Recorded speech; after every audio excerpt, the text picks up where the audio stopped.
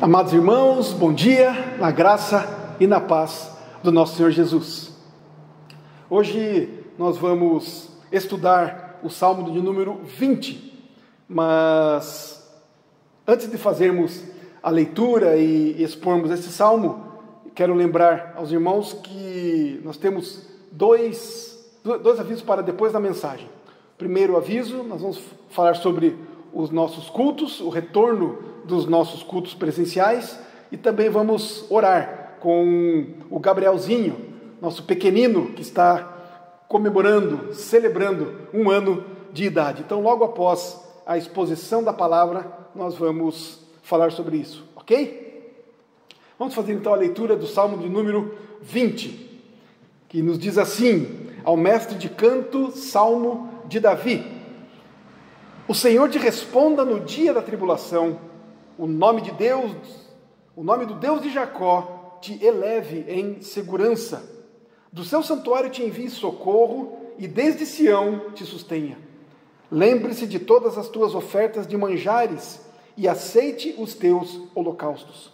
Conceda-te segundo o teu coração e realize todos os teus desígnios.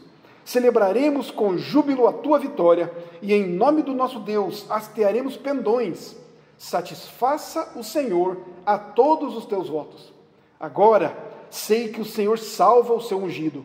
Ele lhe responderá do seu santo céu com a vitoriosa força de sua destra. Uns confiam em carros, outros em cavalos. Nós, porém, nos gloriaremos em o nome do Senhor nosso Deus. Eles se encurvam e caem. Nós, porém, nos levantamos e nos mantemos de pé. Ó Senhor, dá a vitória ao Rei. Responde-nos quando clamarmos. Vamos orar. Senhor Deus e Pai, te bendizemos por mais esse dia, por esta oportunidade de ouvirmos a Tua palavra, e por isso, Pai, pedimos a iluminação do Teu Santo Espírito. Cuida de nós, ó Deus, da nossa mente, do nosso coração. Dá-nos, ó Deus, conhecermos de fato o Senhor mais e melhor e vivermos de acordo com a Tua santa e bendita vontade. Ajuda-nos, ó Deus, esta é a nossa oração, no nome do Senhor Jesus. Amém. Queridos irmãos e irmãs, este Salmo de Davi nos mostra uma oração do povo em favor do seu rei. Este rei que está prestes a entrar em uma batalha. Eles oram então para que Deus os socorresse diante dos perigos que obviamente acontecerão, virão durante a guerra, durante a batalha. E também que oram para que Deus os mantivessem a salvo e lhes dessem prosperidade, ou seja, a vitória sobre os inimigos. Então, Davi compõe este salmo, e este salmo, portanto, faria parte dos cânticos, dos hinos para o povo. Então, conduzindo o povo, ensinando o povo, instruindo o povo a orar ao Senhor diante, então, dos conflitos, das dificuldades, das angústias, das tribulações, neste caso especificamente, durante a guerra. Mas trazendo, então, este salmo para o nosso cotidiano, hoje, para a nossa vida, estamos numa batalha, estamos numa guerra, estamos numa luta. Então, aqui, Davi, com este salmo, inspirado pelo Espírito Santo, nos estimula a orarmos ao Senhor, a clamarmos a Ele por segurança. A oração aqui específica de Davi, que ele compõe então para ser cantada, para ser orada pelo povo, é uma oração em favor do rei, não é?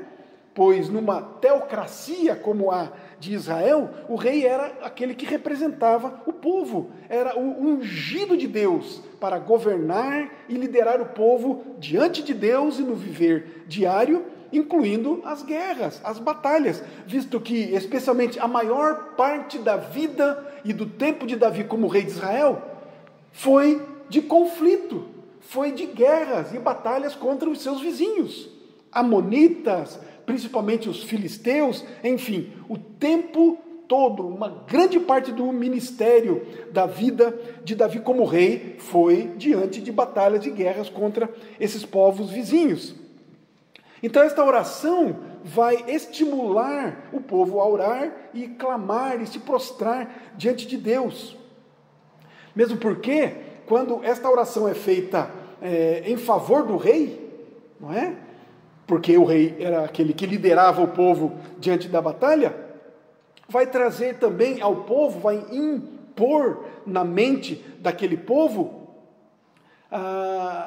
que a segurança e o bem-estar da comunidade, não é? Através do rei, através do ungido de Deus, vai ser então exposta, vai ser então colocada diante daquele povo, que eles olhando para o rei, tendo o rei como ungido do Senhor, o seu bem-estar, a sua segurança está de fato colocada, é manifestada pelo próprio Deus através do rei. Então ele começa assim a sua oração, o seu canto. O Senhor te responda no dia da tribulação. O nome do Deus de Jacó te eleve em segurança.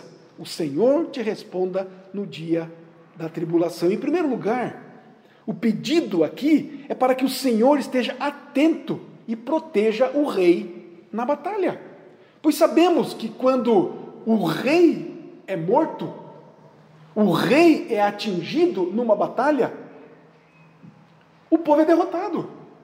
O inimigo vence a outra nação quando o rei é morto. Por isso a proteção sempre ao rei. Por isso os cuidados do exército em proteger o rei. É assim até no jogo de xadrez, não é? O jogo de tabuleiro, o jogo de xadrez. Todas as peças estão ali para proteger o rei. Visto que quando o rei cai, a batalha está perdida. Mas então, nesta oração que Davi faz aqui, neste cântico, o pedido é para isso, para que o Senhor esteja de fato atento e cuide e proteja o rei. E outra questão importante que nós vemos aqui, já no início destas palavras de Davi, é que ele tem a certeza de que haverá de fato tribulação, angústia, pois afinal de contas, o rei irá comandar o exército numa guerra. Temos então, queridos, o clamor aqui por proteção diante das dificuldades que virão, como também um encorajamento para eles, pois eles sabem que o Senhor, o Deus de Jacó, os conduzirá em segurança, pois os escolheu para si, fez uma aliança com eles e haverá de cumpri-la. Esse termo aqui, nesse primeiro verso, o Deus de Jacó, aqui subentende povo eleito. Quando a Bíblia trata o Deus de Jacó, está se referindo ao Deus que escolheu e que chamou um povo para si, que fez uma aliança com este povo, que elegeu, que escolheu, que separou para si um povo.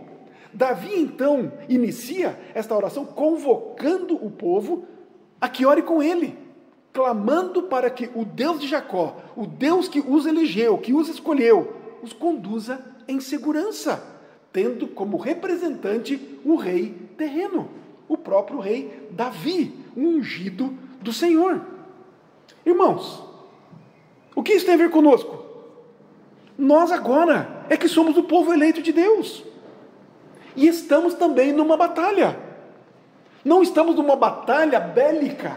Não estamos lutando contra inimigos que querem invadir o nosso país, a nossa casa, a nossa igreja, nesse sentido de uma guerra bélica com armas, uma guerra militar. Não, mas nós estamos numa batalha.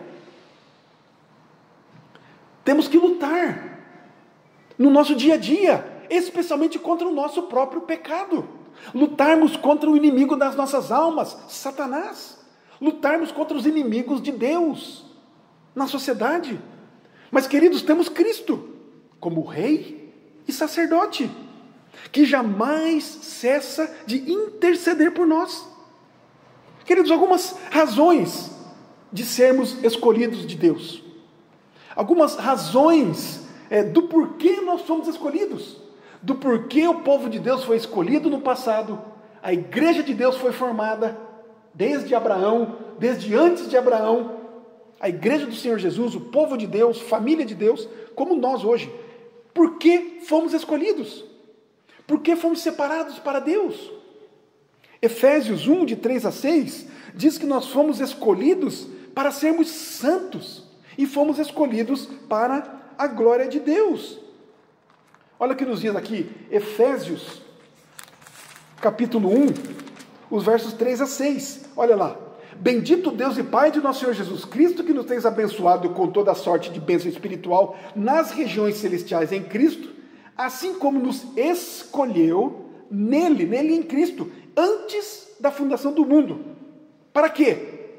Para que fomos escolhidos? Para sermos santos e irrepreensíveis perante Ele, perante Cristo, perante Deus, e em amor nos predestinou para Ele, nos escolheu para sermos santos e nos predestinou para sermos dele, para a adoção de filhos por meio de Jesus Cristo, segundo o beneplácito de sua vontade, porque Ele quis.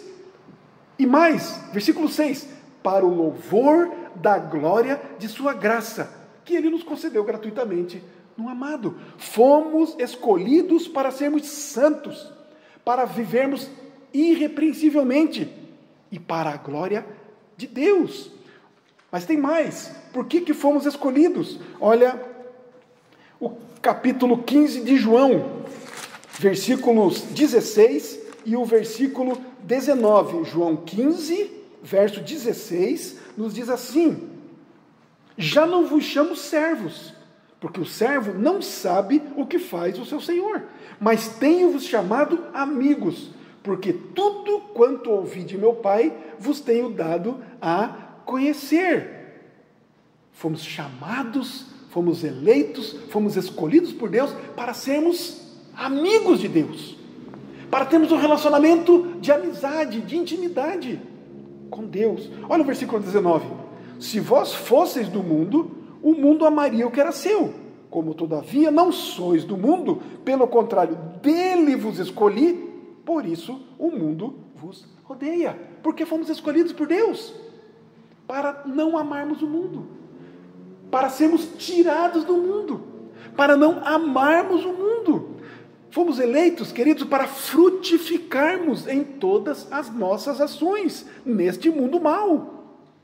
Por isso o mundo deve nos odiar, porque nós fomos escolhidos e tirados do mundo para vivermos de acordo com Deus, amarmos a Deus, frutificarmos de acordo com Deus. E isto vai contra o que o mundo pensa, o que o mundo faz, o que o mundo age. Tem mais. Por que fomos escolhidos? Colossenses, capítulo 3, verso 12. Colossenses 3,12 diz assim: revesti-vos, pois, como eleitos de Deus. Vocês são eleitos. Então revistam-se como eleitos de Deus, santos e amados, de ternos afetos de misericórdia, de bondade, de humildade, de mansidão, de longanimidade. Suportai-vos uns aos outros, perdoai-vos mutuamente. E por aí segue adiante mais algumas questões. Por que é que nós fomos escolhidos, separados? Por que é que somos o povo de Deus? Fomos escolhidos para sermos santos. Paulo repete aqui o que ele já tinha dito aos Efésios: para sermos santos, para sermos amáveis, para sermos misericordiosos, bondosos, humildes, mansos, para sermos longânimos, para sermos suporte para os irmãos, para sermos perdoadores, para sermos imitadores de Cristo, para sermos como Cristo é. Por isso fomos eleitos, por isso fomos escolhidos, chamados para Deus. Mas por último, apenas mais um texto, aqui em 2 aos Tessalonicenses, no capítulo 2, no verso 13, o porquê que nós fomos escolhidos. 2 aos Tessalonicenses 2,13 nos diz assim: entretanto, devemos sempre dar graças a Deus por vós, irmãos amados pelo Senhor, porque Deus vos escolheu desde o princípio para a salvação, pela santificação do Espírito e fé na verdade. Nós fomos escolhidos para a salvação, pelo poder do Espírito Santo de Deus, não pelo nosso próprio esforço, não pelas coisas boas que fazemos, mas pelo poder do Espírito Santo de Deus e pela fé em Cristo Jesus, que nos é dada também pelo próprio Deus. Queridos, então, devemos também sempre lembrar de que a certeza de que nós seremos ouvidos por Deus nas nossas orações, que Davi seria ouvido, que o povo seria ouvido quando fizesse esta oração, esta certeza nós devemos lembrar sempre de que nós, portanto, seremos ouvidos por Deus, está no fato de que Ele, Cristo, vai à nossa frente, apresentando-nos a Deus, pois Ele está hoje à destra de Deus Pai, intercedendo por todos nós, intercedendo pelos seus filhos, intercedendo pelos eleitos, por aqueles com quem Ele fez uma aliança e chamou para si. O Senhor te responde então no dia da tribulação: o nome do Deus de Jacó te eleve em segurança. Esta é uma oração que de fato é respondida por Deus. Olha o versículo 2: do seu santuário te envie socorro, e desde Sião te sustenha. Do seu santuário, da onde habita o Senhor. Querido, simplesmente esse pedido se faz necessário por ser impossível que qualquer pessoa chegue até o céu com as suas próprias pernas, com o seu próprio esforço. Ninguém pode chegar à presença de Deus por conta própria. É por isso que o salmista lê: do seu santuário envie socorro. E não nós vamos atrás, nós vamos até o céu. Lembramos-nos agora aqui, queridos, da construção da Torre de Babel. Qual foi a intenção? Qual foi a motivação daqueles homens construírem uma torre? Sabemos muito bem. Nós queremos chegar até o céu, queremos chegar até a presença de Deus, queremos tornar o nosso nome, essa era a motivação maior, o nosso nome célebre. Por isso Deus confundiu a língua de todos, para que eles não conseguissem se comunicar e por si só conseguissem construir esta torre para chegar então a ter o nome dele célebre. Na verdade, o nome que tem que ser célebre e celebrado e glorificado e honrado é o nome de Deus e não o nosso nome, não o nome de homem qualquer, de povo outro qualquer. Do seu santuário então envie socorro. Por isso mesmo, queridos, por isso Ele mesmo é que se digna em descer e vir ao encontro daqueles que reconhecem a sua fragilidade, o seu pecado, e então rogam pela assistência de Deus, pelo socorro de Deus, pelo auxílio de Deus. E Deus se mostra, sim, que está perto, que está bem perto. O Salmo 145, os versos 18 e 19, o salmista diz assim: perto está o Senhor.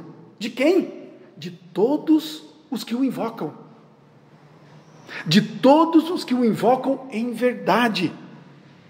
Ele acode à vontade dos que o temem, atende-lhes o clamor e os salva. Deus está perto daqueles que o invocam, que clamam por Ele, que buscam o seu auxílio, que buscam socorro nele, que reconhecem a sua fragilidade e recorrem ao Senhor. Tiago 4,8 diz assim: chegai-vos para Deus, e Ele se chegará para vós. Limpai as mãos, pecadores, e vós, de espírito vacilante, purificai os corações. Esta é a oração que devemos fazer, reconhecedores de que não somos nada, de que somos fracos, mortos nos nossos delitos e pecados, mas temos a quem recorrer, e Ele está perto, atento àqueles que invocam o seu nome, aqueles que vão a Ele com a motivação correta, com a motivação certa. Os versos 3 ao 5.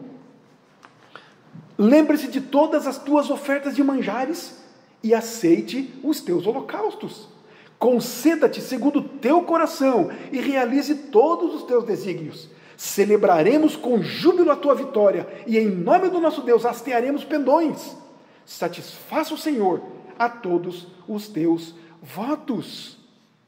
Queridos, nós sabemos que sempre que os israelitas por estarem debaixo da lei, sempre que eles oravam, a esperança deles obterem o que eles pediam, estava fundada nos sacrifícios que eles ofereciam a Deus. Eles ofereciam o sacrifício ao Senhor, eles oravam ao Senhor, e eles criam de que quando eles ofereciam o sacrifício, os seus pedidos eram atendidos. Queridos, da mesma maneira hoje, as nossas orações são aceitas por Deus com base no fato de que Cristo as recebe e as santifica com o perfume do seu próprio sacrifício. Isso significa, queridos, que Deus atenderá os pedidos que nós lhe fazemos somente por meio de Cristo. Pedidos esses que, obviamente, estarão plenamente de acordo com a vontade de Deus. Deste modo, queridos, quanto mais conhecemos a Deus, mais pediremos direito e plenamente seremos atendidos. Não é óbvio? Não é claro isso? Se nós oramos não apenas em nome de Jesus, como uma palavrinha mágica, mas de fato orar em nome de Jesus é orar de acordo com Jesus, é orar de acordo com que Jesus, ou como Jesus oraria, porque Jesus conhece ao Pai, Jesus é um com o Pai, Jesus é Deus.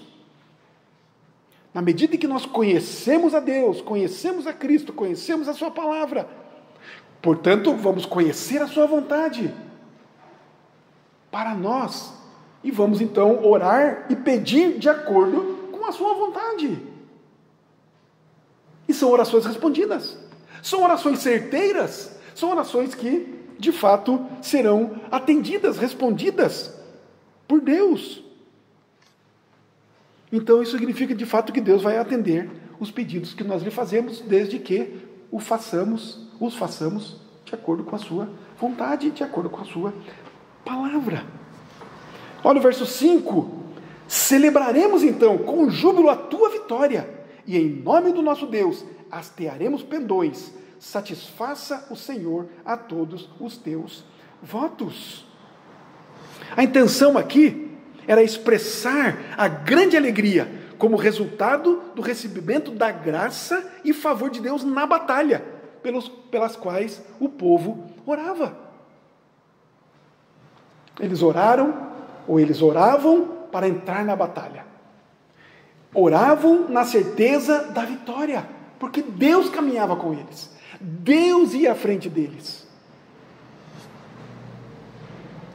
A oração não é pela salvação ou pela preservação e bem-estar de um só homem, do rei. Não é por isso que eles estavam orando, não é por isso que nós devemos orar. Não é por isso que devemos nos sentir alegres, e sim pela segurança e o bem-estar de todo o povo, de toda a igreja. Lembramos aqui no começo, não foi? O rei precisa ser cuidado, o rei precisa ser protegido. Oremos pelo rei, para que Deus cuide e proteja o rei. Por quê? Porque se o rei for morto, todo o povo será subjugado, toda a nação será escravizada. Tirarão os seus espólios, tirarão os seus produtos, os seus bens, derrubarão suas casas, queimarão as suas coisas. Os povos, o povo que insurgiu contra o rei e matou o rei, destruiu o povo, dominou o povo, escravizou o povo. Por isso, aqui a celebração é pela proteção ao rei, sim, em primeiro lugar, mas mais pela alegria do povo agora ser ou estar em segurança, num bem-estar, com a vitória do rei, do exército, dessa nação em relação a outra nação. Celebraremos com júbilo a tua vitória. Ou uma outra tradução seria, para que nos regozijemos em tua salvação. Queridos, a ideia aqui, portanto, não é que apenas um se alegra com a conquista, seja ele o líder ou o soldado na frente da batalha, mas a vitória é uma vitória de todos, e o júbilo de um é o júbilo e a alegria de todos, pois somos um só em Cristo. E nessa unidade, queridos, liderados e cuidados por Cristo, vencemos e nos alegramos. Ou seja, somos abençoados.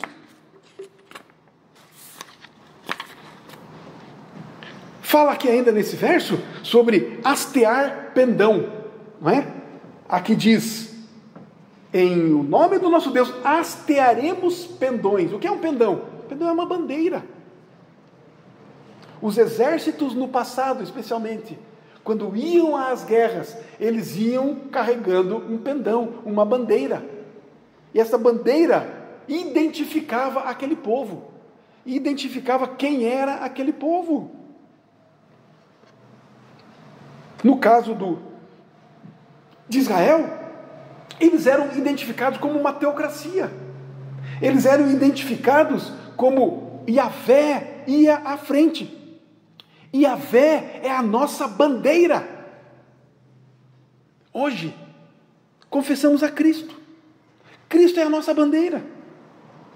Confessamos a Cristo, queridos, como o único nome pelo qual nós podemos ser salvos. É a nossa bandeira. É o que nos diferencia como povo fiel. É Cristo que nos diferencia dos outros povos, das outras pessoas. É Cristo.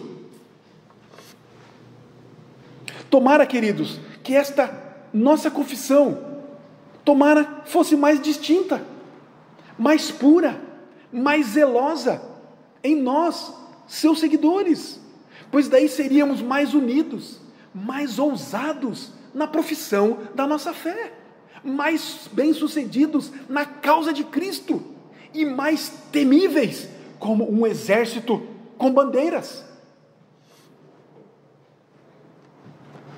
Quando olharem para nós, queridos, qual é a bandeira que levantamos? Qual é a bandeira que hasteamos? Quando as pessoas nos veem, o que é que eles enxergam? Eles enxergam Cristo? Ou eles enxergam o mundo? Eles enxergam a piedade? Ou eles enxergam o mundanismo? Qual é a nossa bandeira? Quem é a nossa bandeira? Essa é uma pergunta que precisamos avaliar, analisar na nossa própria vida, no nosso próprio coração, nos nossos próprios atos. Olha os versos 6 ao 9. Agora sei que o Senhor salva o seu ungido. Ele lhe responderá do seu santo céu com a vitoriosa força de sua destra. Uns confiam em carros, outros em cavalos. Nós, porém, nos gloriaremos em nome do nosso Deus. Eles se encurvam e caem. Nós, porém, nos levantamos e nos mantemos em pé. Ó Senhor, dá vitória ao rei. Responde-nos quando clamarmos. Agora sei que o Senhor salva o seu ungido. É muito claro, queridos, pela história do povo de Israel, que Deus é o guardião do reino que Ele mesmo estabeleceu. Davi aqui registra seu profundo conhecimento de quem Deus é e do que Ele faz. Aqui, irmãos e irmãs, Davi é chamado Messias, o ungido de Deus, um tipo de Cristo. Ele é chamado assim para que os fiéis fossem convencidos de que ele era um rei legítimo e sagrado, a quem Deus mesmo ungiu pelas mãos de Samuel, ser ele o seu escolhido. Desta forma, queridos, o povo atribuiria à graça de Deus o livramento dos maiores perigos que havia sido executado por Davi. E ao mesmo tempo, mencionam ser a causa disso o fato de que Deus determinara proteger e defender aquele que, por meio do seu mandamento, da sua aliança, havia sido ungido rei sobre o seu povo. Deus protegeria a Davi, ao seu ungido, porque prometeu fazer isso. A sequência, então, do verso, olha o que diz: e ele lhe responderá do seu santo céu com a vitoriosa força da sua destra. Do céu, queridos, de onde Deus demonstra seu infinito poder, domínio e majestade, mostra também a sua intimidade com o povo que fez uma aliança eterna. Mas, olha a palavra de Davi aqui no versículo 7. Uns confiam em carros, outros em cavalos. Nós, porém, nos gloriaremos em o nome do Senhor, nosso Deus. Irmãos amados, aqui há uma comparação entre o povo de Deus e o resto do mundo. Percebamos, queridos, quão natural é a maioria das pessoas sentirem-se mais encorajadas e confiantes à medida que crescem as suas riquezas, crescem o seu poder. No caso aqui, a sua força militar. As pessoas se tornam mais confiantes quando veem essas coisas, quando tem este tipo de poder. Mas o povo de Deus é diferente. Nós somos diferentes. Queridos, Davi afirma aqui que o povo de Deus não coloca a sua esperança como o mundo faz, nas riquezas, no poder político, econômico, na cultura, no seu sobrenome, seja no que for, no seu emprego, no seu grau de escolaridade, na sua inteligência, nada. Mas deposita toda a sua confiança somente em Deus. Irmãos e irmãs, Davi, inspirado pelo Espírito Santo, aqui nos alerta que todas as vezes que as nossas mentes se deixam envolver pela confiança na carne, nas coisas, tendemos a nos esquecer de Deus. Lembremos, queridos, que é impossível que qualquer um que pensa ser vitorioso por sua própria força tenha os seus olhos voltados para Deus. Absolutamente. Interessante que Davi usa o verbo gloriar aqui, porém nos gloriaremos, para mostrar que quando os santos de Deus, o povo de Deus, recorre a Deus, esse povo deve se desvencilhar de tudo que geralmente os impede de colocar sua exclusiva confiança no Senhor. Devemos nos lembrar disso por dois motivos. Em primeiro lugar, por mais poder e recursos que as pessoas possuam, são impedidas de alimentar toda e qualquer confiança pessoal, de maneiras que não esperarão nenhum outro sucesso, senão aquele que vem da pura graça de Deus. Em segundo lugar, devemos lembrar que se as pessoas se reconhecem que não têm qualquer poder pessoal, se sentirão tão fortalecidos e encorajados que invocam a Deus com toda a confiança e com toda a perseverança e constância. Ao contrário dos ímpios, ao contrário dos pagãos, ao contrário daqueles que não amam a Deus, não conhecem a Deus, não andam com Deus, que quando eles se sentem fortes e poderosos, sendo cegados pelo orgulho, não hesitam em desprezar ousadamente a Deus. Mas quando são levados às circunstâncias de desespero, se sentem tão apavorados que não sabem o que fazer. Enquanto tem a riqueza, enquanto tem a saúde, enquanto tem as suas posses, enquanto tem a sua força, se sentem soberbos, orgulhosos, e dizem, não preciso de Deus, para que Deus? Mas quando essas coisas se vão, quando essas pretensas seguranças se esvaem, desaparecem, entram em desespero, ficam apavorados, não sabem o que fazer, não têm aonde recorrer, pois não conhecem o único que pode de fato socorrê-los. Em suma, queridos, o Espírito Santo aqui nos estimula a lembrarmos de Deus, que tanto na abundância quanto na nossa carência é poderoso para debelar, para eliminar as nossas inúteis esperanças na nossa própria carne, que sempre se inclina a se orgulhar. Olha o verso 8. Eles se encurvam e caem, nós, porém, nos levantamos e nos mantemos de pé. Queridos, finalizando aqui, Davi nos ensina o quanto é mais vantajoso depositarmos a nossa confiança em Deus do que dependermos, como os pagãos, da própria força. Esse verso mostra para nós que tanto um grupo quanto o outro, tanto eles quanto nós, somos fracos pecadores. Eles se encurvam e caem, eles se achavam em pé, eles se consideravam indestrutíveis, mas Deus está dizendo, eles se encurvam e eles caem. Falando agora de nós, porém nos levantamos e nos mantemos em pé. Nós somos levantados. Nós, os cristãos, sabemos. Aquele que pensa estar em pé, cuide para que não caia. Na verdade, ainda mais, Paulo vai além, dizendo, vocês estavam mortos nos vossos delitos e pecados. Vocês estavam mortos, caídos. Ele vos deu vida. O Senhor Deus, em Cristo Jesus, nos deu vida, nos levantou, nos pôs em pé. Finalizando então o verso 9. Ó Senhor, dá vitória ao Rei. Responde-nos quando clamarmos.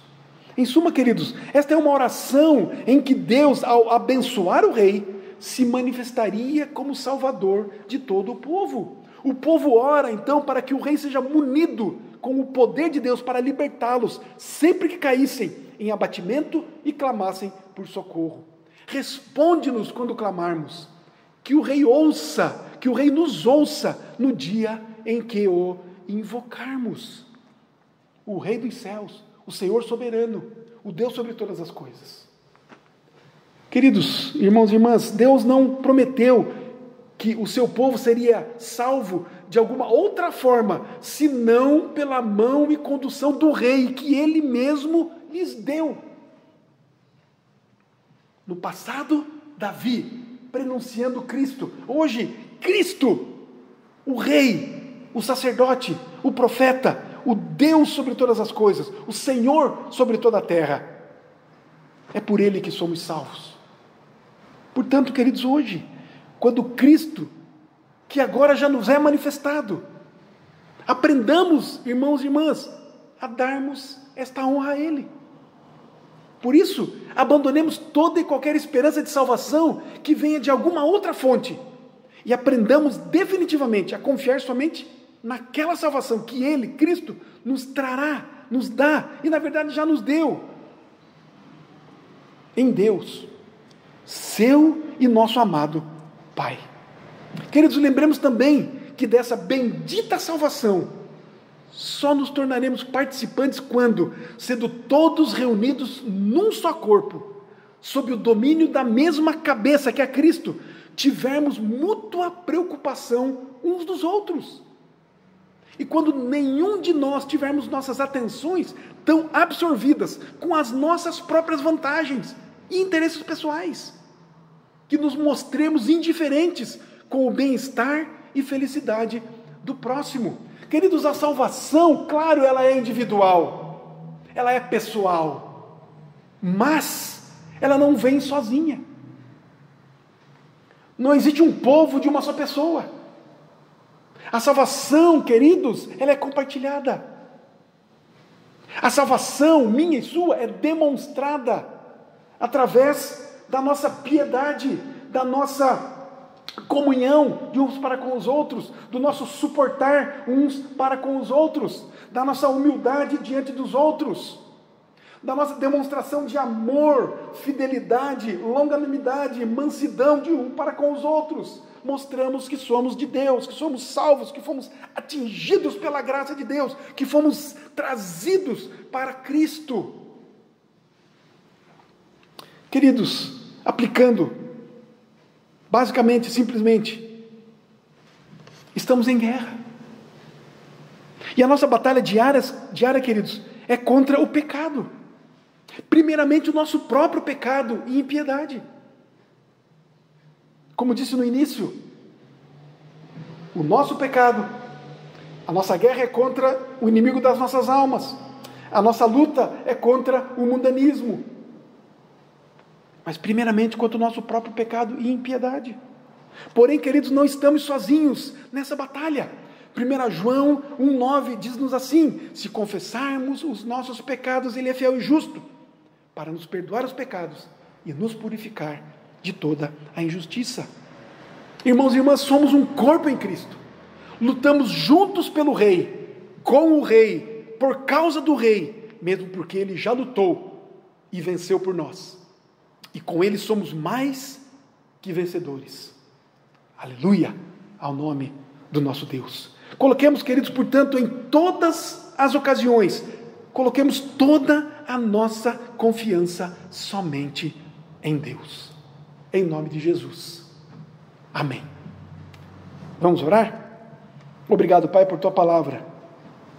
Obrigado, Senhor, porque ela é viva, ela é eficaz e ela penetra no mais profundo da nossa alma e transforma aquilo que é necessário. Ó Deus bendito, ajuda-nos a de fato orarmos assim e a vivermos assim, como Davi escreve neste salmo. Ajuda-nos, ó Deus, auxilia-nos, ó Pai. Capacita-nos, ó Deus, a vivermos como santos do Senhor, a empunharmos a bandeira, o nome de Cristo, a vivermos nele, por meio dele, a nos alegrarmos no Senhor, a nos regozijarmos pela vitória que o Senhor já nos concedeu, vitória sobre o mal, vitória sobre o pecado, vitória sobre o nosso próprio pecado. Faz-nos cada vez mais piedosos diante do Senhor e diante dos homens. Faz assim, ó Deus, para a glória do Teu nome, para a salvação de muitos, pelo nome de Cristo, no poder do Espírito Santo do Senhor. Assim oramos, agradecidos, no nome de Jesus. Amém. Irmãos e irmãs, nós temos então um comunicado a fazer à igreja, como também aqueles que nos assistem, aqueles que nos ouvem, aqueles que nos dão a alegria de participar conosco das nossas pregações. O Conselho da Igreja resolveu, nos últimos dias, retomarmos então os nossos cultos presenciais no templo. E isso vai acontecer a partir do primeiro domingo de novembro, que é o dia 1º de novembro. Então, às 10h15, no nosso templo, nós vamos retornar aos nossos cultos presenciais. Primeiramente, nós vamos fazer isso apenas com o culto. Nós não teremos ainda a escola bíblica e nem a separação de classes para as crianças. Lembrando também que tanto os idosos, acima de 60 anos, portanto, e as crianças, menos de 12 anos, elas não estão impedidas de comparecer, ok? Até pouco tempo recomendava-se que não estivessem presentes, mas se você se sentir bem, tranquilo, então, tendo mais de 60 ou menos de 12, vocês poderão comparecer, sabedores que nós não teremos, então, um momento de separação com as classes, todos estaremos reunidos aqui no templo. Mas também é importante nós comunicarmos que, por conta das determinações, dos protocolos sanitários, municipal e estadual já estabelecidos há algum tempo, nós temos uma limitação de espaço aqui no nosso templo. E temos aqui, em média, 30 lugares. Ou seja, nós vamos então lançar uma lista, primeiramente no nosso grupo de WhatsApp da igreja, e esses lugares então deverão ser preenchidos pelos membros e frequentadores comuns da igreja, usuais da igreja até antes da pandemia. Então nós vamos lançar esta lista e o membro, o irmão e o frequentador colocará o seu nome lá na lista. Na hora que atingirmos 30, devemos fechar a lista. Por conta, então, por enquanto, temos esta limitação de espaço para podermos manter aqui, então, o distanciamento. Estamos tomando todas as providências. Uma delas também é com relação à transmissão online, ao vivo, do culto, que deve durar em torno de 1 hora. Nós, do Conselho, resolvemos que não devemos ficar num espaço, não é, do templo, do culto, muito mais do que 1 hora.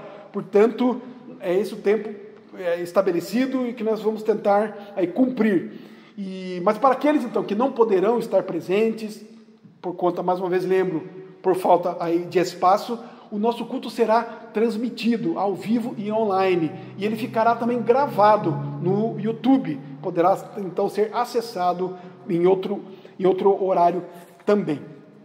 Assim, então, queridos, nós convidamos os irmãos, as irmãs, membros e frequentadores usuais da igreja que coloquem, então, o seu nome na lista que vamos lançar, então, na próxima semana. Estejamos em oração, não é? Ou continuemos, não é? Em oração. Eu creio que a igreja tem orado para que esse tempo seja cada vez mais abreviado e logo, então, todas essas restrições sejam eliminadas e possamos voltar à nossa rotina normal aí de frequência, então, nos cultos. Ok? Pretendemos também, nesse primeiro domingo, celebrarmos a ceia do Senhor. Preparemos-nos, então, durante a semana, com adoração, com leituras, com orações, enfim, preparando-nos para juntos cultuarmos, louvarmos, adorarmos ao nosso Deus presencialmente no próximo domingo, dia 1º de novembro. Que o Senhor nosso Deus seja louvado. Também hoje, queridos, nós temos a grande alegria de celebrarmos o aniversário do Gabriel Lisboa Goto, esse menininho lindo, abençoado, filhos dos nossos irmãos diácono Hudson e Karina. Ele está comemorando, celebrando 1 ano de idade. E, de fato, nós temos visto ele algumas vezes, não tanto quanto deveríamos ou gostaríamos, não é? Mas ele, de fato, está uma grande bênção, uma graça, tem se desenvolvido, crescido, não só bonito externamente, mas a graça do Senhor nós temos visto, não é? Na alegria que ele tem podido demonstrar, e de fato é uma grande bênção nós podemos celebrar com a família, com ele, não é? Esse aniversário de 1 ano, e nós vamos então orar agora em favor, especialmente desse menino, dessa graça de Deus para a família de Hudson e Karina, como também para a família da fé, a família de Deus. Vamos orar? Querido Deus e Pai, nós te bendizemos, especialmente agora, pela vida do Gabriel, servo do Senhor, pequeno servo abençoado do Senhor, e assim, ó Deus, nos alegrarmos no Senhor pela vida dele, por ele completar mais um ano, para completar esse 1º ano de vida. Ó Deus querido, que presente o Senhor tem dado a Hudson e Karina, como também a nós, o povo de Deus. Pedimos ao Senhor então, Pai, que continues dando ao Gabriel um crescimento, ó Deus, alegre, em estatura e graça diante do Senhor e diante dos homens. Que ele cresça então firme, ó Deus, na fé, conhecendo e amando ao Senhor cada dia mais, através então do ensino e do testemunho dos seus pais a respeito do Senhor. Ó Deus querido, cuida dele, cuida do seu crescimento, cuida da sua vida, cuida dos seus pais, que eles tenham todas as condições, ó Deus, de instruí-lo nos seus caminhos, de sustentá-lo, ó Deus, de suprirem todas as suas necessidades. Ó Deus queridos, dê cada vez mais amor dos seus pais por ele, amor dele também para com os seus pais, acima de tudo, amor pelo Senhor. Assim, ó Deus, então entregamos esta vida, a vida do Gabriel, nas tuas mãos. Nós oramos assim, na graça e na paz do nosso Senhor, fundamentados e fundados na sua palavra, no nome santo, bendito e poderoso, o nome do nosso Senhor Jesus. Amém. Que a graça do nosso Senhor e Salvador Jesus Cristo, que o amor de Deus, o nosso eterno e amado Pai, que as consolações, a presença, as virtudes do Espírito Santo do Senhor estejam conosco aqui e por toda a terra, hoje e para todo sempre. Amém.